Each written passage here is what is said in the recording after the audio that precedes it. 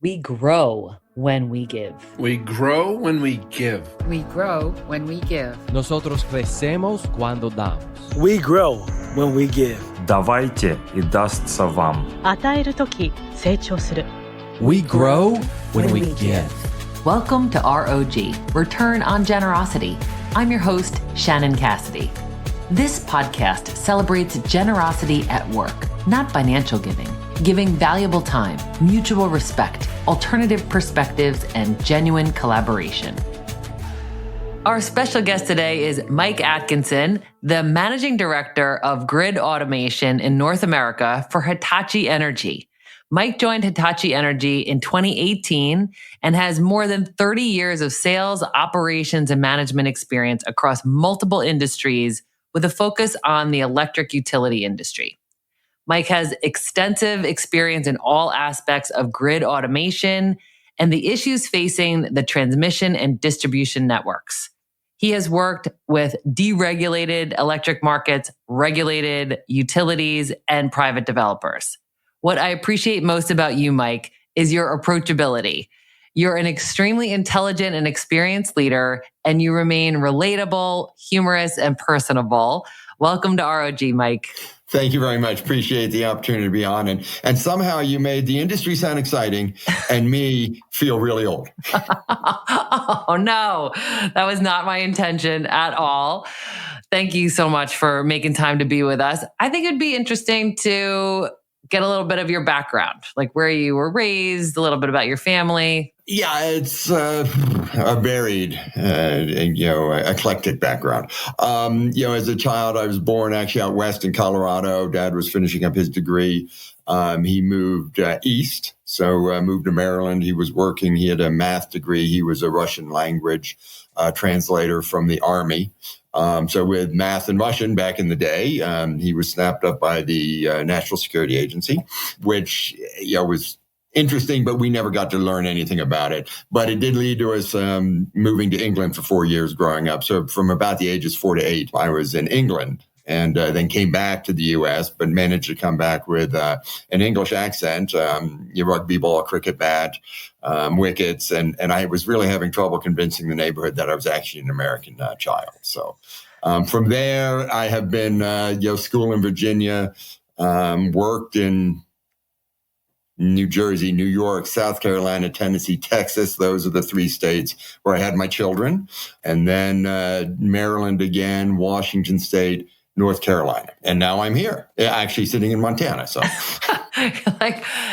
making your way around the globe and the country. I love that. And, of those places that you've lived, and you said that's where you had your children, did you have them all in the same state, or were you on the move then as well? No. The 3 kids were South Carolina, Tennessee, and Texas. So and they were about 2 years apart. It was a very active moving part of my career. I bet. Yes.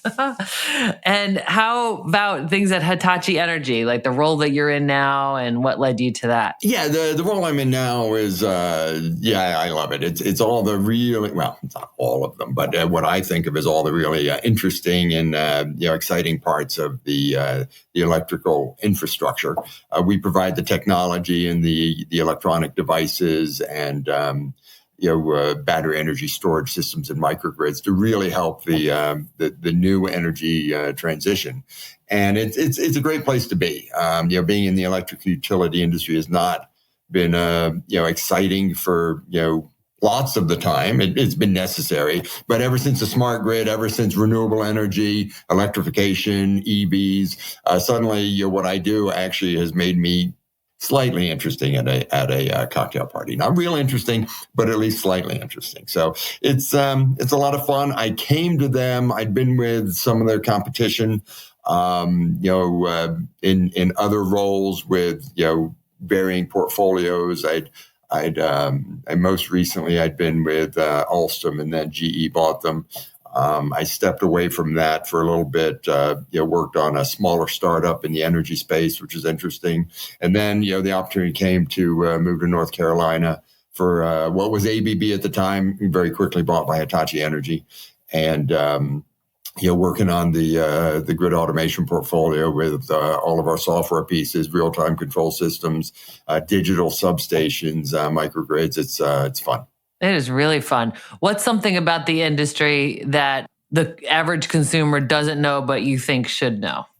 Well, electricity has been for over a century, real time. We haven't had the ability to store things, and everybody these days is looking for those infamous green electrons, generated by renewable energy, carbon-free energy, and those they actually aren't a different color than the other electrons, and there's a lot of work that has to be done, and the technology has now come along to be able to do it, where we can really take advantage of when solar is booming, when wind is booming, wave energy is booming. We can store the energy that's been created into large battery systems and deliver it back into the grid at a time when, it becomes dark, it's not windy, people are coming home from work, and they're turning on their air conditioners, their heaters, their stoves, and they need energy, and that's how we really bridge the gap to bringing more and more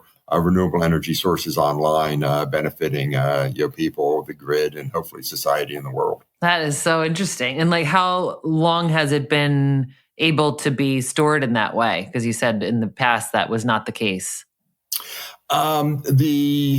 We actually were part of, I think, what was the very first commercial large-scale battery installation in Alaska. They have serious problems with being able to generate electricity and being able to save it in that manner. And that was only back around 2000. And really, it's only become mainstream probably since 2015, 2016, where, there's been a confluence of the technologies improved, the software technology and the ability to manage the differing sources of electricity generation at the same time has improved. So yeah, it's really been in the last 10 years when we're able to take advantage of this storage technology and sort of supercharge the usage of the renewable energies. Oh my gosh, that's so interesting. Thanks for sharing that. And I've had the privilege of getting to partner with you and your team, and I've seen your generosity in real time, where I've observed you listening, really seeking to understand, creating opportunities for people to get together and to gel as a team, to deepen the trust.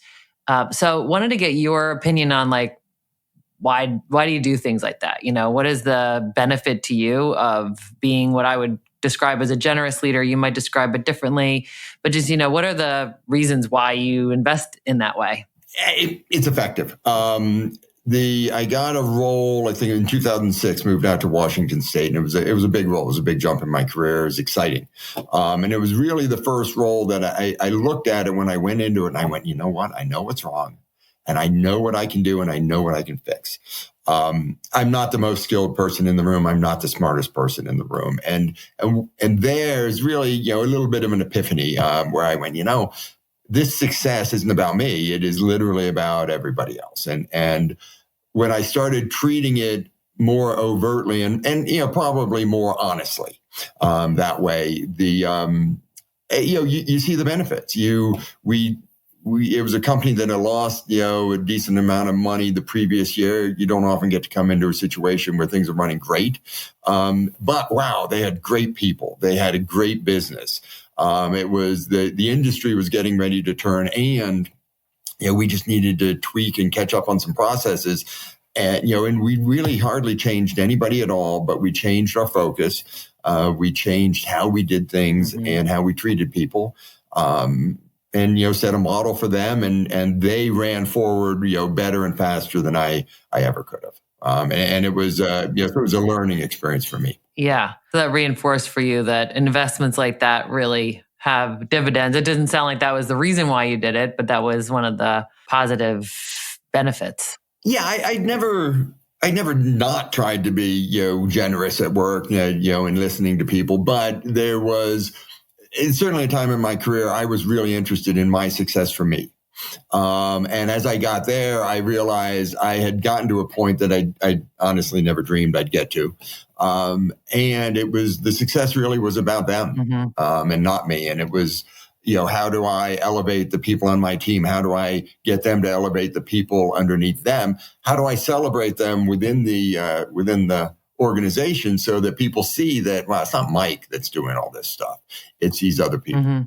As I said, it was, I'm able to be authentic about it because I do deeply believe it. And, I think authenticity, comes across in ways, we don't even know. Absolutely. And that's the thing. It's like all the little opportunities throughout any given day of how you're showing up consistently, which gives people that real picture of who you are and what you stand for and how you're going to be so they can trust you.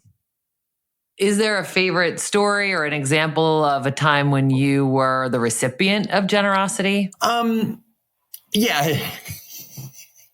It was, as I was realizing it wasn't about me, as I had come into this situation, I knew how to fix it. We did also have, a little bit of an upset. And of course, there's always things you weren't expecting. But there was had a person working for me, and something had gone wrong on in a situation they were dealing with, and it was wrong, shouldn't have happened. And I came down. I was way too hard on them, way too heavy on them. And it was one of those things. I didn't take a step back and go, wait a minute, breathe deeply. This is all completely fixable. And I had a conversation with them that as I reflected on it, later that evening, it was wrong. And I shouldn't have had. And, this was probably within 2 months of me taking over. So they didn't know me well yet. And so I came in the next day and I didn't feel good about it. So I went down and I apologized, because if you do something wrong, you should go apologize. And I said, listen, that interaction yesterday, my fault. Shouldn't happen that way. I'd like to kind of have a redo, but I'd like to apologize to you. And we did. And he said something. He said, listen, it's okay. I didn't think you really meant it that way. So I took it for what you were saying, not how you were saying it. And it was, a bit of an awakening for me. I shouldn't have to go through something like that, but it was in a very odd way, generosity being shown to me that I had in no way, shape, or form deserved. Well, and I appreciate the example. It's a great example. I do want to talk about the value of an apology, because I think that's a part of being a generous leader that I don't think we cover enough on this show. But I also think that you must have exhibited something to this person where they knew that was out of character for you, or maybe they're just the kind of person that assumes positive intent. Like we all say we should, but this person might be in the minority of those who actually do. But like, what else have you learned about that situation? And then I want to hear more about apologizing. I don't know. Again, I hadn't had a lot of interactions. I was pretty new to the company. He had probably really seen me, stand up in front of the company a couple of times and talk about some things. And maybe from that, but I really didn't know him well. And so, I'm going with, he was largely doing what we all should. And that is assume positive intent and let's face things as they are. It may also have been, me coming down to apologize, and you absolutely should apologize for anything that you do wrong, regardless of the position you're in. And that may have also gone, okay, you know what? Yeah, it's what I thought yesterday is good. So, yeah, but it worked. And he and I worked together the rest of the time I was there. He was great, key person, absolute key person for us, and somebody that as I got to know him, I realized I didn't need to even have had that conversation with him because it was out of character for him. But, I'm trying to change culture. And so there was a lot of things that were pent up in it. I got over my skis and I was wrong. Yeah. But I think, you got to that point of apologizing because of your self-reflection. I mean, how much of a daily habit is that for you? Is that something that you would recommend to our listeners who are aspiring to be more generous leaders, is self-reflection? Yeah. I mean, it kind of doubles the length of your day sometimes, but you should think through all the interactions you had at work because it's a chance for you to improve. It's a chance to always remind yourself that you're not always right. It gives you a do-over in the case of, hey, I need to go apologize. But yeah, I find it important because it informs, how I should behave, into the future. And I'm a big believer, and you kind of mentioned it, earlier on in the podcast. It's the little things and it's the tiny little actions. And as a leader, every interaction, everything you do sends a message. And if you're not trying to be intentional with what that message is, you don't know what message they're going to get, what they're going to take away from it. And I think, in those reflections, you also get to go, wait, this kind of happened to us, as opposed to me choosing maybe what, should be happening, much more intentionally. So yeah, but no, I think it's important. So I appreciate your willingness to be so intentional and aware of how you show up and the tone that it's setting. I wonder, where does that come from for you, Mike? Like, is it just something that grew over time, or did you go on a retreat or something? Like, how did you get to a point where you were like, this is the kind of impression or the leader I want to be? Honestly, definitely not a retreat. My wife might tell you that I'm not, self-reflective enough. Honestly, it happened, in small ways early on in my career. I took a job at a school, and I very carefully selected it because it was the only one offered to me. But it was working in construction as a field engineer in in the Northeast. It was at a Anheuser-Busch brewery in Newark, New Jersey, right across from the airport, if you've ever seen the Neon Eagle. And early on there, our company managed to drive one of our large subcontractors out of business, and we had to begin to self-perform a huge chunk of work. And as such, I was leading a team of pipe fitters. These were union pipe fitters, very different background from myself. Fascinating people. Loved it. It remains one of my top 3 favorite jobs. But I was 6 months out of school as an engineer. And as an engineer, you tend to think you know things. Working with pipe fitters who had been there, done that for 30 years and had no respect for the fact that you were an engineer and you knew things.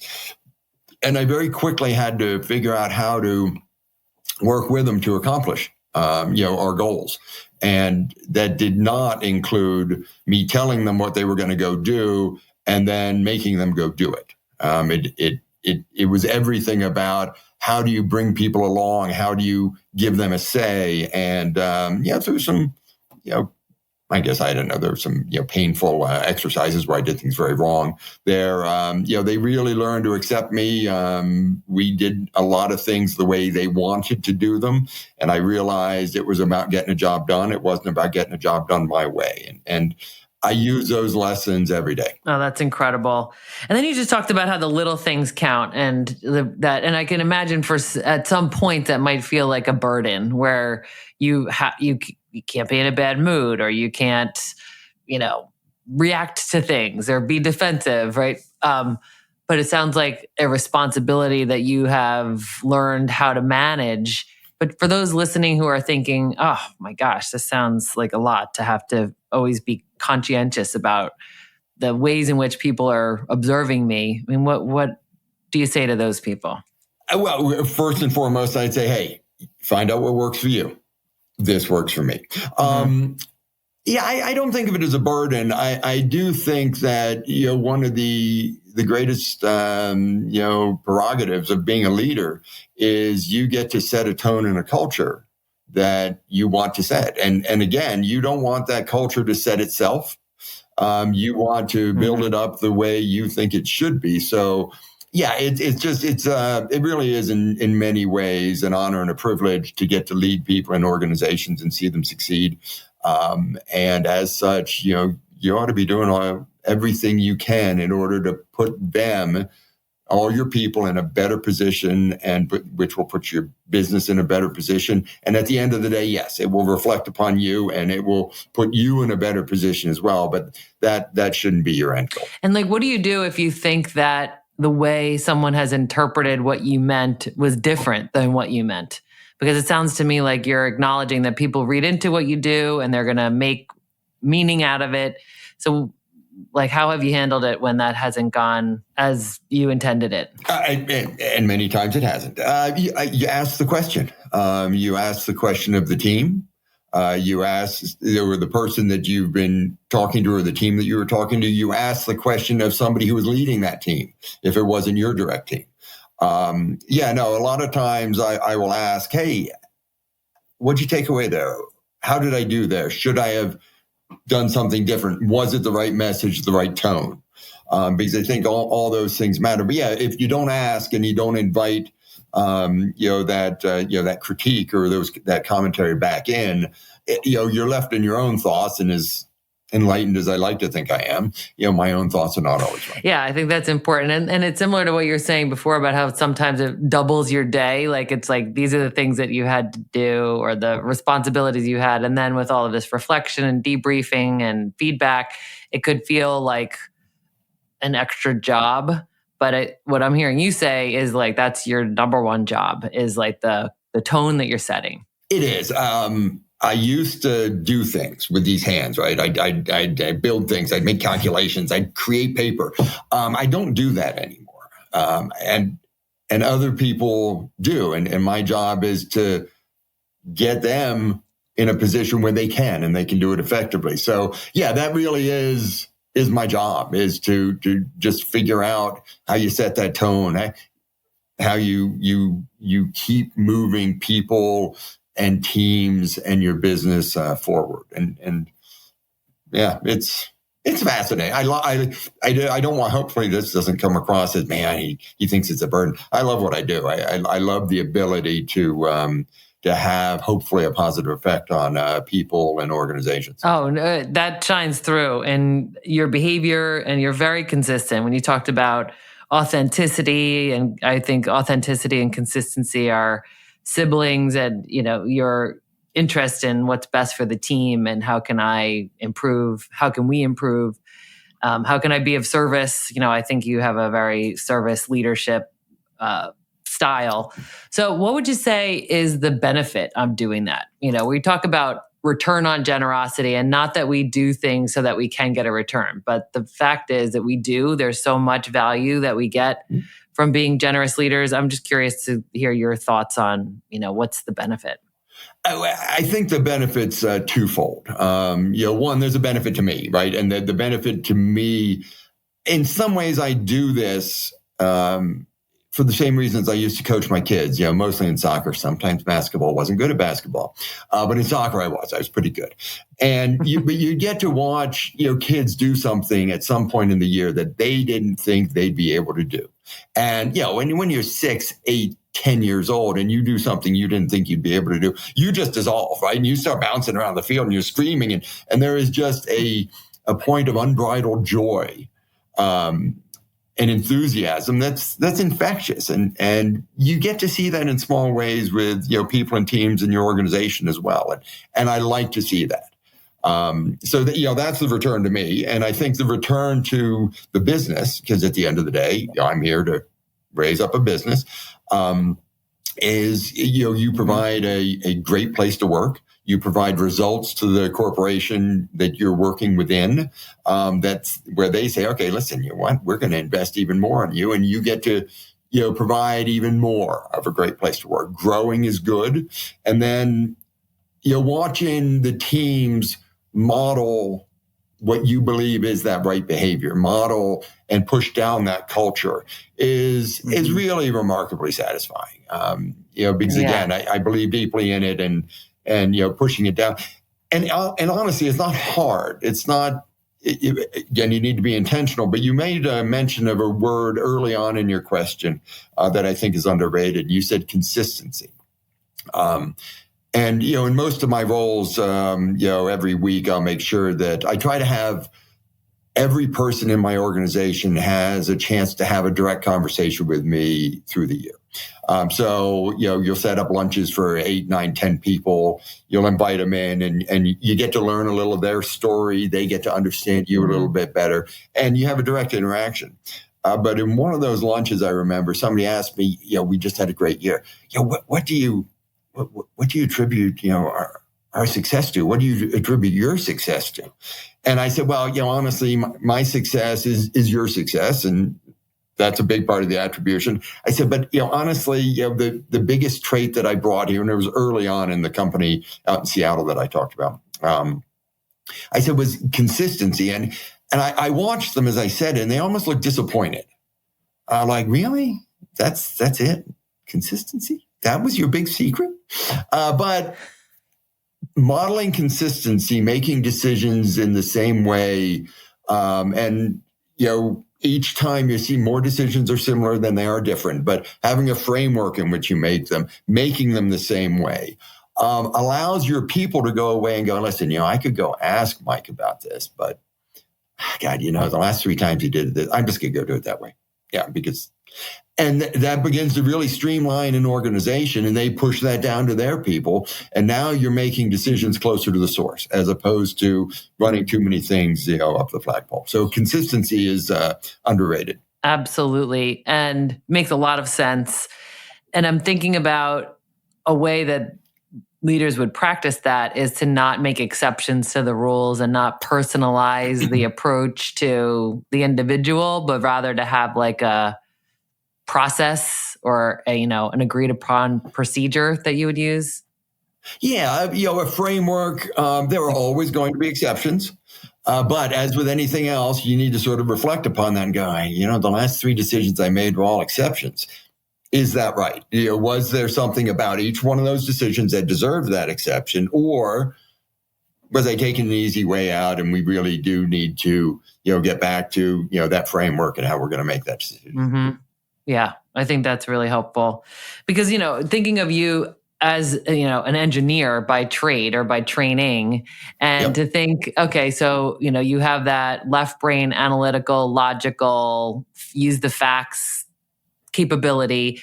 And you're also bringing in that like human element of like being relatable and approachable and consistent and empathetic. How do you see those two working together? Is that something that you're deliberate about? Tell us a little bit more. Yeah, I think I'm relatively deliberate about it. I am an engineer by training, and engineering teaches you less about properties and specifications and deep engineering things, and more really about how do you approach a problem. Which I think, you can bring with you into any kind of problem that you have. Is it a business problem? Is it a family problem? Is it, an engineering problem? But none of it is useful. And none of it, scales if it's one person doing that. And that's where, again, that the people side of the equation, the empathy side of the equation, thinking the reflective side, thinking about how is it best to work through these things. That gives you your ability to scale results, because that ripples through hundreds of people. And, the nice thing is it's sometimes under celebrated, I think, in businesses and society, because you do respect that technical genius. But man, I've seen technical geniuses that just, they couldn't work their way out of a paper bag, and they needed help. They needed pushing and prodding, and they'd come to solutions that I'd never have gotten to. They knew in their head, but they could never have managed to implement without that kind of other side of the equation. So they're just like in your brain, right half, left half. They're 2 halves of the same thing. Mm-hmm. Yeah, that's so interesting to hear and really true. And when you're just talking about problem solving and frameworks, is there a problem solving framework that you think about that you apply to a variety of different things in your life? Not so much a formal, framework, but every decision I make, I try to think through, what might be the different permutations of this decision. And then, the really important part is, okay, we made a decision. It looks right. How's it going to play out into the future? Right? What's it going to look like with the next thing that's going to happen? And I think if you're not always, looking for, that second and third order effect, and how that works itself into your decision and how it might change your decision. Again, I think you're missing a little bit. You've got blinders on. You're a little too short-sighted. This is in front of me. I'm solving it today. Sometimes you got to do it, but you're largely, where you can think about the implications, down the road a year or two, or in a different industry segment or with a different customer. I think you're better off. Thank you. That's really helpful. So I'm going to attempt to recap what we've covered so our listeners can think about which of these nuggets they could apply to their own leadership and their own approach to how they are generous in their workplaces. So one of the key things you started off with is apologizing. So being self-reflective and recognizing when you may not have impacted somebody the way you intended, or maybe you've just overtly been, overly fill in the blank and you want to correct that. So apologize. Assume positive intent, like we all know we should, but just to really practice that. Being self-reflective, that the little things count, that we need to pay attention to the ways that we interact in the small circumstances like a ride in the elevator to the big circumstances like reorgs and other big changes. Being intentional about the message that you're sending, finding out what works for you. Because like you said, this works for me. You were inviting our listeners to say, think about what works for you, be consistent. And then that problem solving framework about, what are the permutations? If this looks right, that feels right, but then how will this play out into the future? Is there anything else you would want to add to that, Mike? I think that I'm trying to work through my day. No, it's that covers it. The big wrapper around the whole thing, not to be lost, is you got to figure out what feels right to you and what works for you. But if you don't bring yourself to work every day, if you're not authentic about what you do, people see it, right? So, that's why I'm real hesitant, even with people reporting directly. Listen, go do it this way.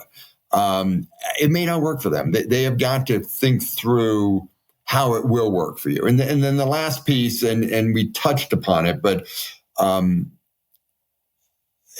get over yourself sort of thing, as a leader, nobody cares if you're having a bad day. Nobody. They don't want to see it.